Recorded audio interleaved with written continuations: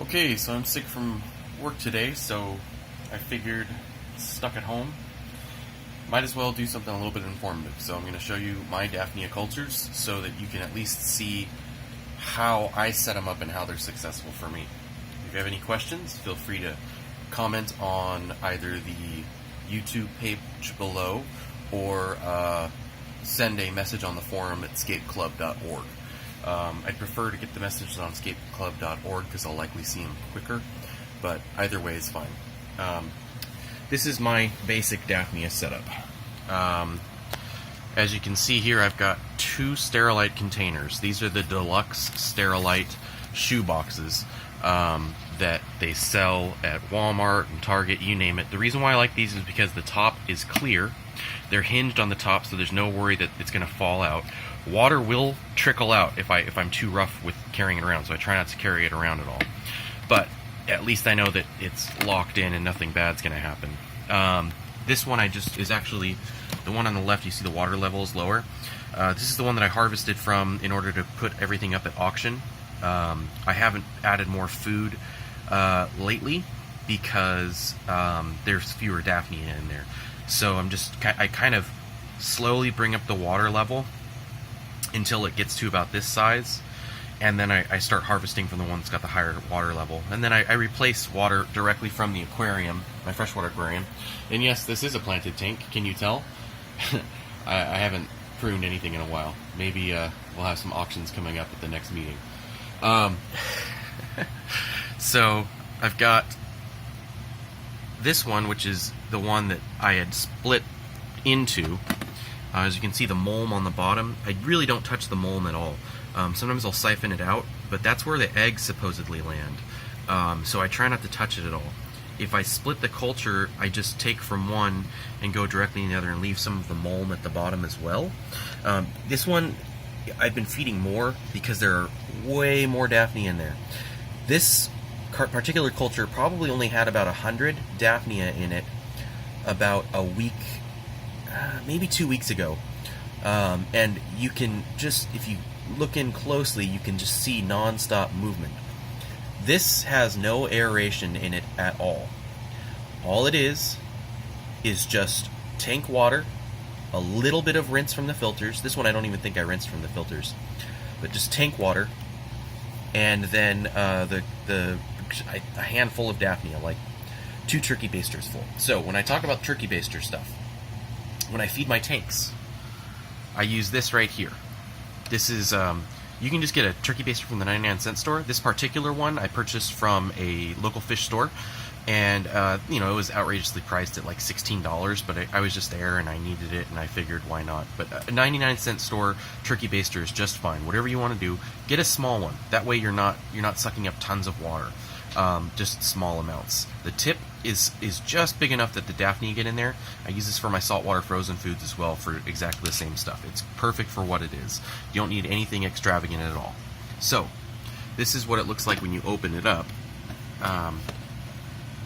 It's a bit clearer.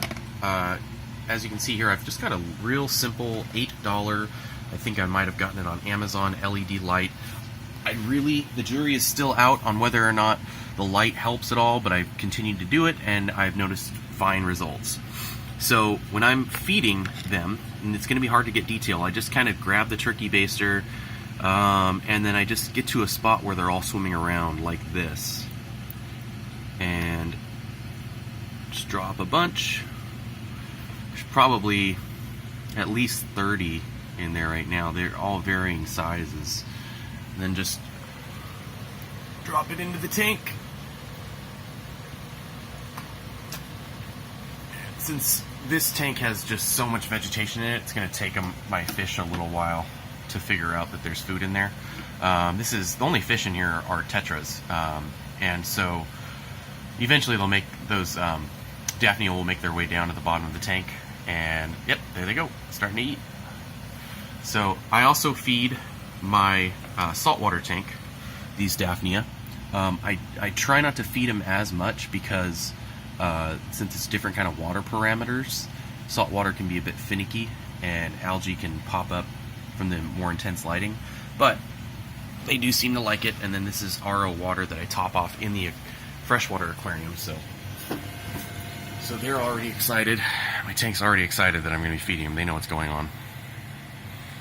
So there we go.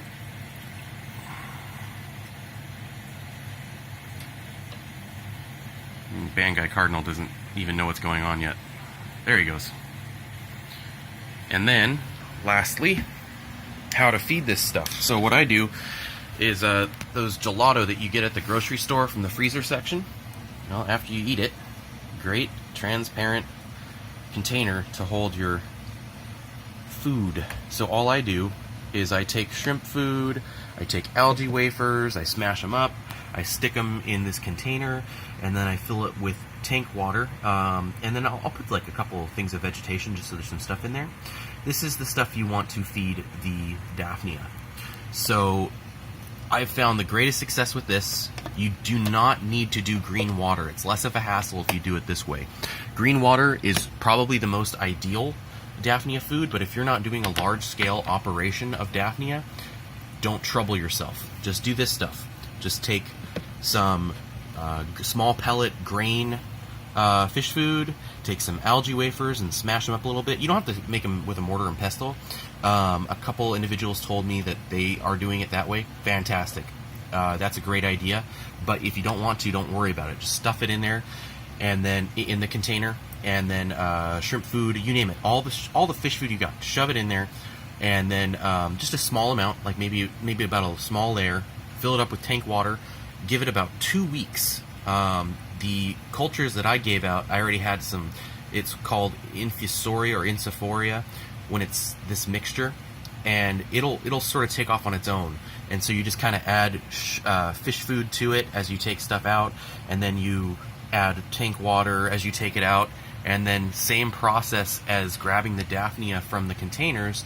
All you do is you take a little bit out, see if you get a little bit of nasty stuff from the bottom, lasts a little bit longer for them in the tank, in the container, in the culture, and then just put it all around. That's all you need to do.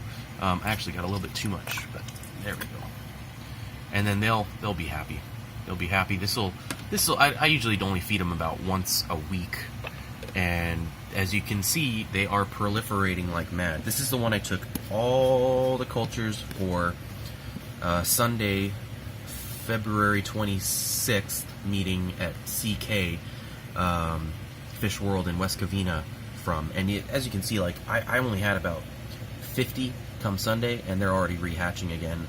Nowhere near as many as this one right here. This one is just crazy density, but they're already coming back. And so as long as you don't take too many out at a time, you can drop the numbers down to probably 25%, which is about where I had them when I pulled everything out, and within just a couple days you'll get back to this. So I hope that answers any questions you might have had. If you have any additional questions, please comment below, and please go to scapeclub.org and fill in as many questions that you have in your mind on the forum. Thank you very much.